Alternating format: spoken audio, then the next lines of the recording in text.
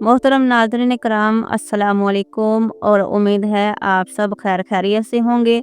आज की इस छोटी सी वीडियो में आप जिस ख्वाब के बारे में जानेंगे वो है ख्वाब में बत्तख देखना। हज़रत इब्ने सरीन रहमतुल्लाह अलैह ने फरमाया कि ख्वाब में बत्तख देखना माल और नेमत की दलील है।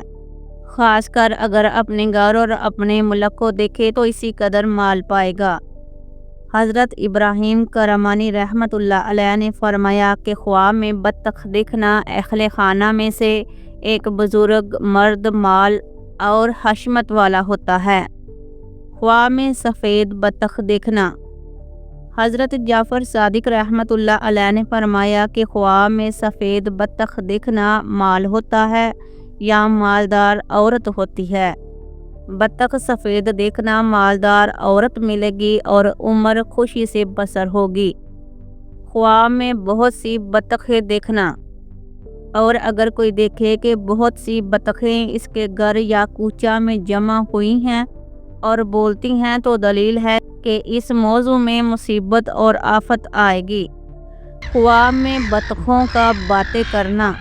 और अगर कोई देखे कि बत्तखें इससे बातें करती हैं तो दलील है कि मालदार औरत के बाइस सफ़र करेगा और इसमें इज़्ज़त और फ़ायदा पाएगा। ख्वाब में बत्तख का अंडा देखना। अगर कोई ख्वाब में बत्तख का अंडा देखता है तो ये दरवेशी इख्तियार करने की, दुनिया से बेजार होने की और आक़िबत नेक होने की अलामत है। ख्वाब में बत्तख का ज़िबा करना। बत्तख हलाल करते देखना औरत मालदार मिलने की और ज़िंदगी खुश और खुर्रम से बसर होगी। ख्वाब में काली बत्तख देखना और सियाह बत्तख ख्वाब में देखना कनीज़ की अलामत है। बत्तख काला देखना कनीज़ मिलेगी, आराम और राहत पाएगा, खुशी हासिल होगी। ख्वाब में बत्तख की आवाज़ सुनना। अगर कोई ख्वाब में बत्तख की आवाज़ सुनता है तो इसके अहले खाना में से किसी पर मुसीबत आएगी। तो आपको सदका लाजमी करना चाहिए क्योंकि सदका तमाम बलाओं को टाल देता है। ख्वाब में बत्तख का गोश्त खाना।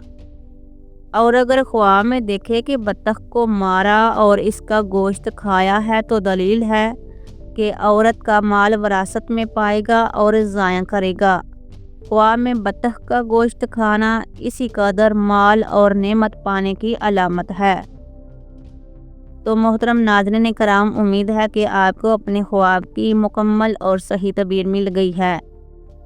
मज़ीद ऐसे ही अपने ख्वाबों की तबीरात जानने के लिए वीडियो को लाइक करें, शेयर करें और चैनल को सब्सक्राइब करना मत भूलिएगा। मिलते हैं एक नई वीडियो के साथ, तब तक के लिए अल्लाह हाफिज़।